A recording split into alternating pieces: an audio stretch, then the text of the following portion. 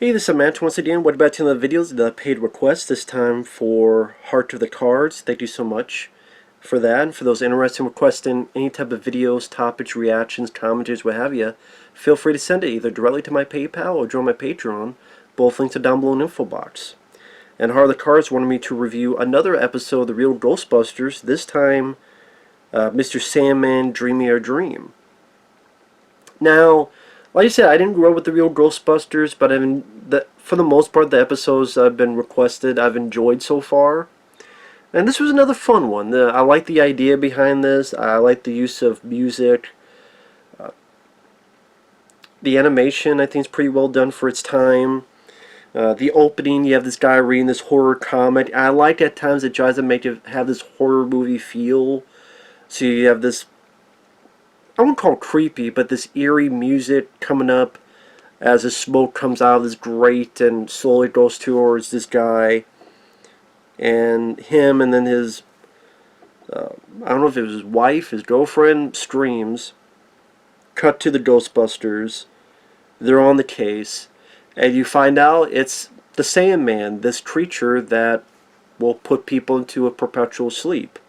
But then whatever they dream becomes reality. So you have all these creatures running around. And of course, when the Ghostbusters try to stop it, it turns these creatures into much more sinister versions.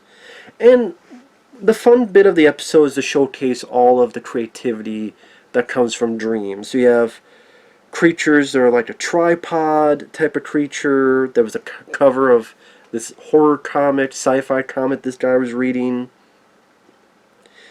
You have crazy stuff like a mailbox arguing with a letter going, "You're not supposed to go here. You're supposed to go home." I never thought I would hear or see a mailbox arguing with a letter.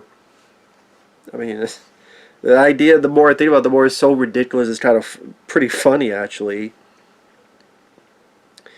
You even get an appearance by Stay Puft.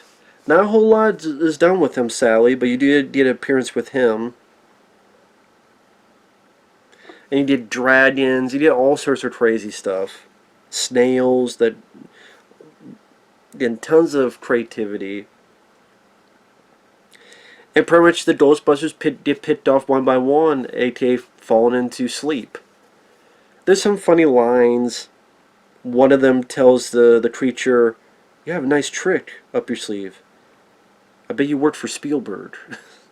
So I liked that. Like I said, it goes by a quick pace. I think the voice actors do their jobs well. Frank Welker, who's the voice of Fred on Scooby-Doo, he plays Ray. I think Lorenzo Music does a good job as Venkman. I know he got replaced for Dave Coulier from Full House as Venkman. I thought Lorenzo Music was much better.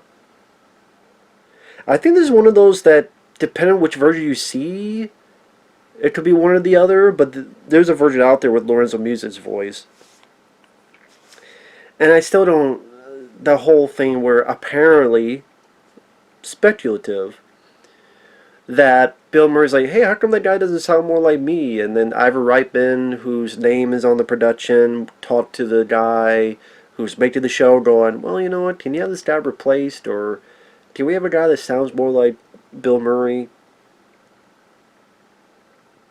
I'm like, well, the guy worked. I mean, if Bill Murray is so goddamn worried about it, let him voice the fucking character himself. So, whatever. Bill Murray's an asshole.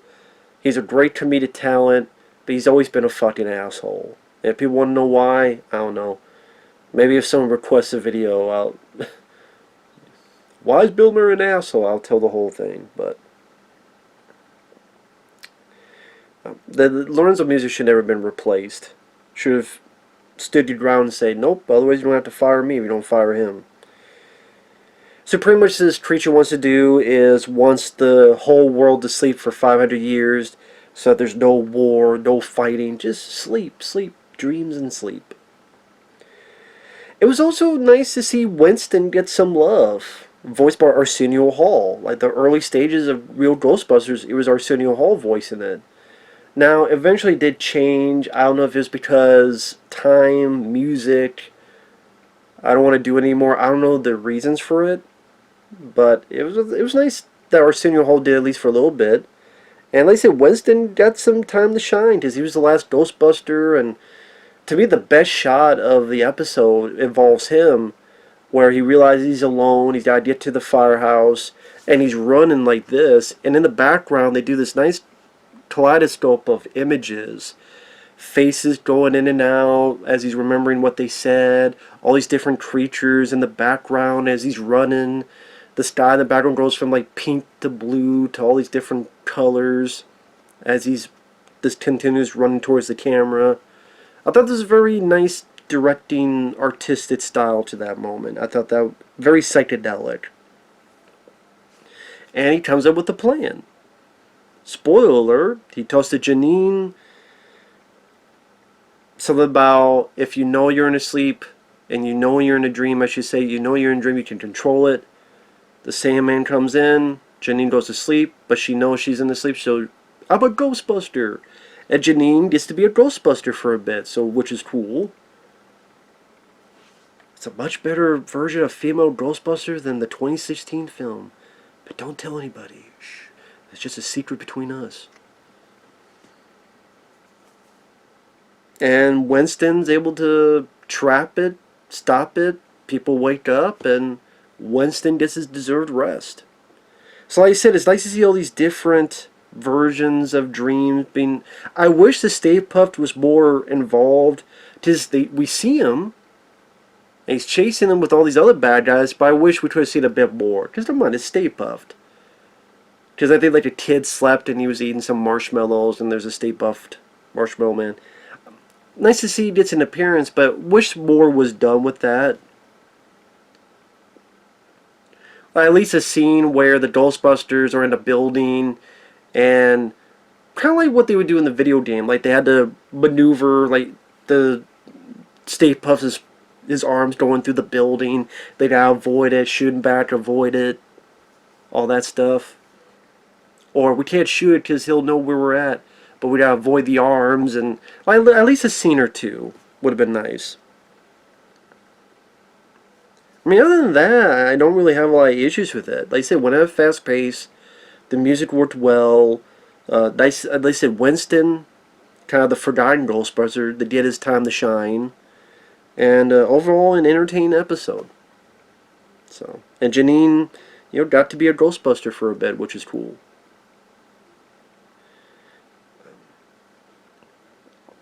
I guess they don't follow Ghostbusters 2 because Rick Moranis' character is not in this. Now that I just realized. Because Ghostbusters 2, he was working at the firehouse, he became a Ghostbuster for a bit. Maybe a romance with him and Janine they were kind of going towards, but then I'm trying to think when did the real Ghostbusters come out? Now that I think about it, when did that debut? Because that might have been before Ghostbusters 2 actually. Let me double check. Yeah, 86, so it was before. Okay, so that answers my question. It was before that. 86 to 91, so 3 years before Ghostbusters 2. So forget what I just said. So that makes sense. Lorenzo Music, Maurice LaMarche as the voice of Egon.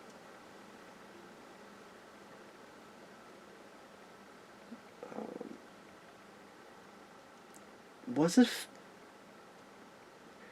It says 7 seasons, but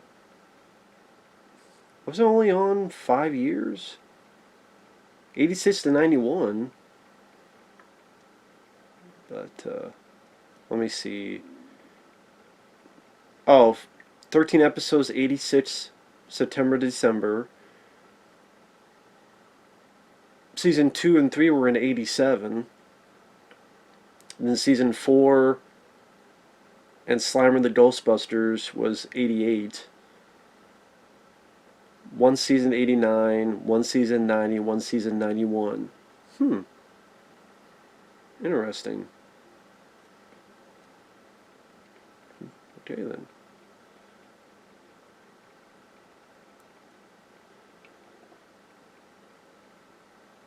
Sorry, I looked up some info to see if it mentions Lorenzo Music, season 1 and 2.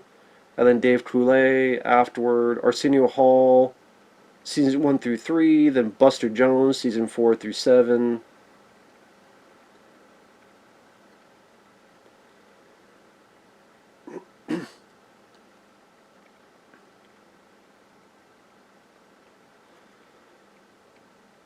I don't know why Arsenio Hall left.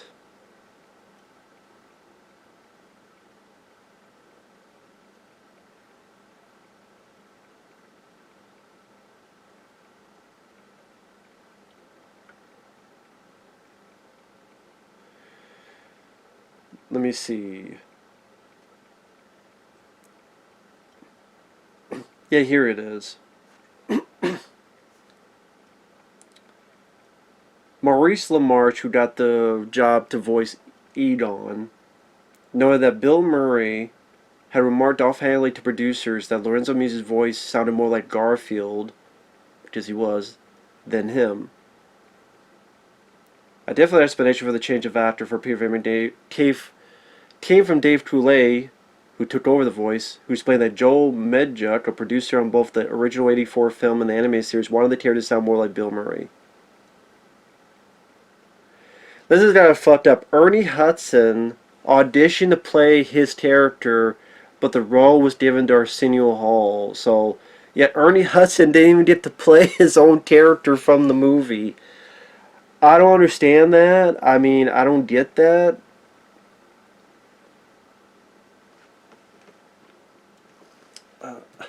Now I'm just trying to think, is there a story to that? Like, think about that. Ernie Hudson was Winston, and he's like, I could play this on the show. Nope. He wasn't allowed to voice his own fucking character.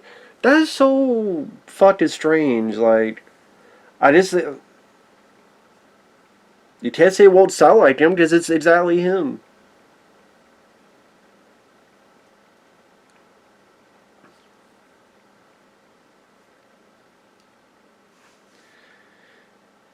This is Ernie Hudson.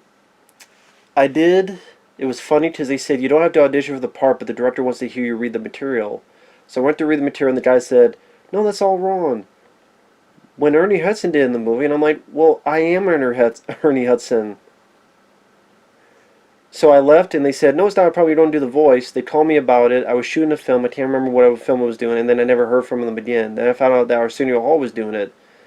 I was very busy doing other stuff, but I was really disappointed because the thought of someone else doing Winston was not something I felt great about. Arsenio's a friend, so there's no disrespect to him, but they had me come in and read, and even though they said I wasn't auditioning, I don't know, I guess I was just there to have the director get on my nerves. Who knows what happened, whatever the case, I didn't get the part, unfortunately.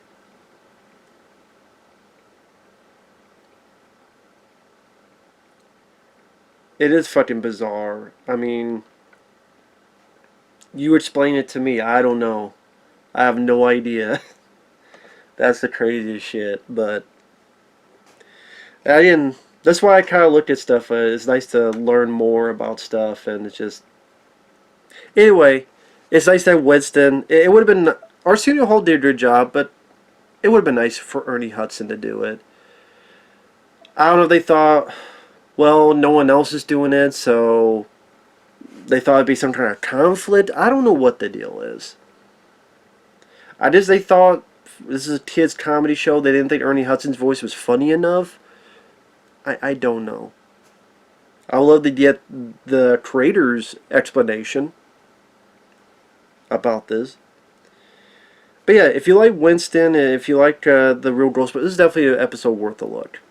So with that said, thanks for watching. Take care. We'll see you guys later. Bye-bye.